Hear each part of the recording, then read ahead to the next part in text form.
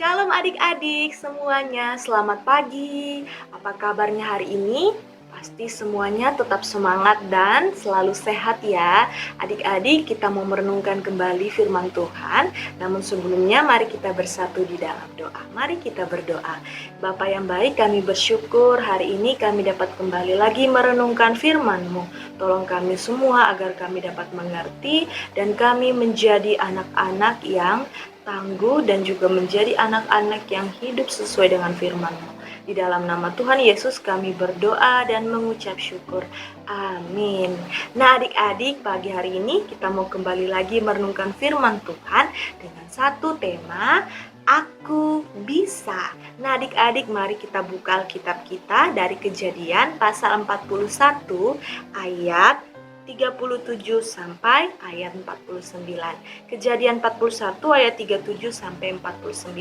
Lalu saya akan bacakan beberapa ayat untuk adik-adik semua. Usul itu dipandang baik oleh Firaun dan oleh semua pegawainya.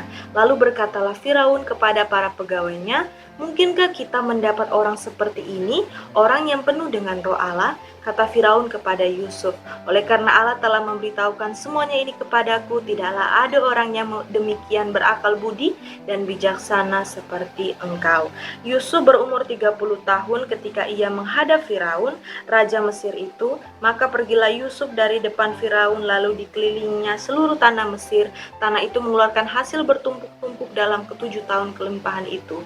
Maka Yusuf mengumpulkan segala bahan makanan ke-7 tahun kelimpahan yang ada di tanah Mesir, lalu disimpannya di kota-kota.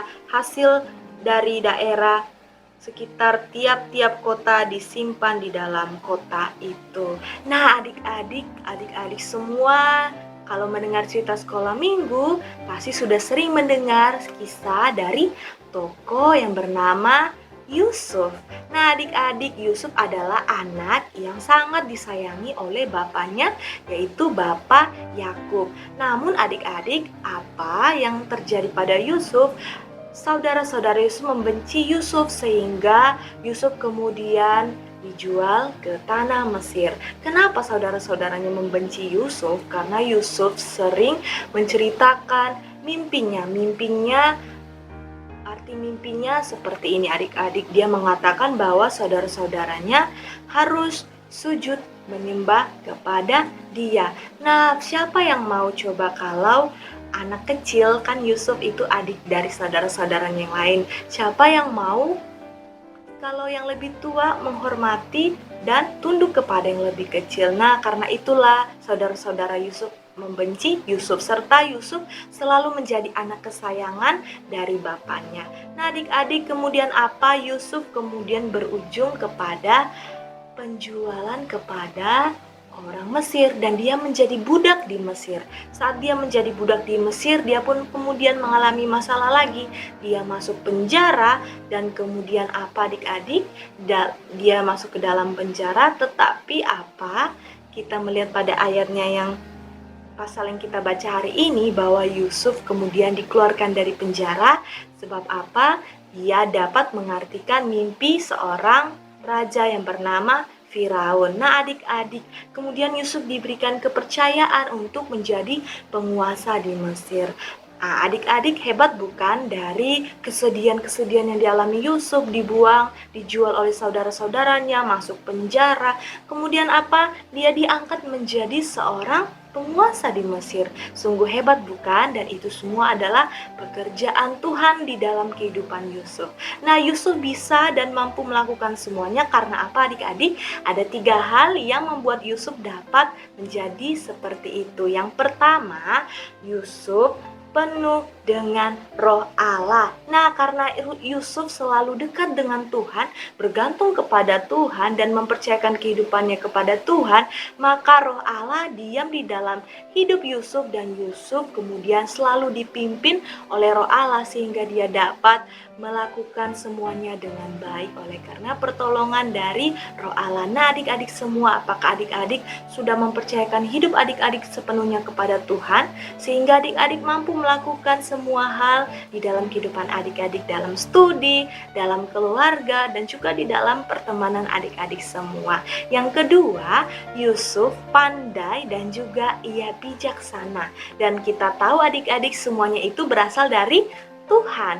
Nah, bijaksana artinya sikap yang tepat dalam melewati semua keadaan adik-adik. Jadi, dia bukan hanya memakai kepandaiannya, tetapi dia juga dapat memakai kepandaiannya dan menanggapi semua hal dengan baik dan juga tepat adik-adik. Nah, adik-adik semua, kepandaian dan kebijaksanaan itu berasal daripada Tuhan. Jika Tuhan memberikan kepada kita, maka harus digunakan dengan baik ya adik-adik, agar kehidupan kita dapat mampu melakukan hal-hal yang kita butuhkan dalam kehidupan kita. Dan yang terakhir, yang ketiga, Yusuf adalah orang yang rajin.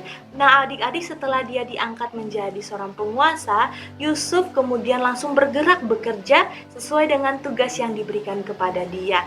Nah, Yusuf melakukan semuanya di dalam masa kelaparan tersebut. Yusuf mengumpulkan semuanya untuk orang-orang yang ada di Mesir. Dia menjalankan tugasnya sesuai dengan apa yang diberikan kepadanya. Dan adik-adik, apapun yang Tuhan percayakan bagi kita, maka harus kita kerjakan dengan sungguh-sungguh dan maksimal ya adik-adik, sebab itulah yang membuat kita mampu melakukan hal-hal di dalam kehidupan kita. Di dalam semua hal yang akan kita kerjakan, maka harus kita kerjakan dengan maksimal. Nah adik-adik, kita bisa menjadi seperti Yusuf jika kita memiliki 3 hal tadi adik-adik. Apa? Penuh dengan roh Allah, selalu bergantung kepada Allah, kemudian kita memakai kepandaian dan kebijaksanaan itu dengan benar, dan yang terakhir, kita harus rajin adik-adik, sebab Tuhan ingin anak-anaknya semua takut akan Dia dan menggunakan segala potensi yang dimiliki untuk menjadi anak-anak yang hebat. Tuhan Yesus memberkati adik-adik semua. Mari kita bersatu dalam doa. Bapa yang baik, terima kasih, kami bersyukur kami belajar dari tokoh Yusuf bahwa semuanya dapat kami lakukan jika kami bergantung kepada Tuhan dan menggunakan potensi yang Tuhan berikan di dalam kehidupan kami. Tolong kami semua, di dalam nama Tuhan Yesus kami berdoa dan mengucap syukur. Amin. Tuhan Yesus memberkati adik-adik semua. Sampai jumpa. Tuhan Yesus memberkati. Dadah.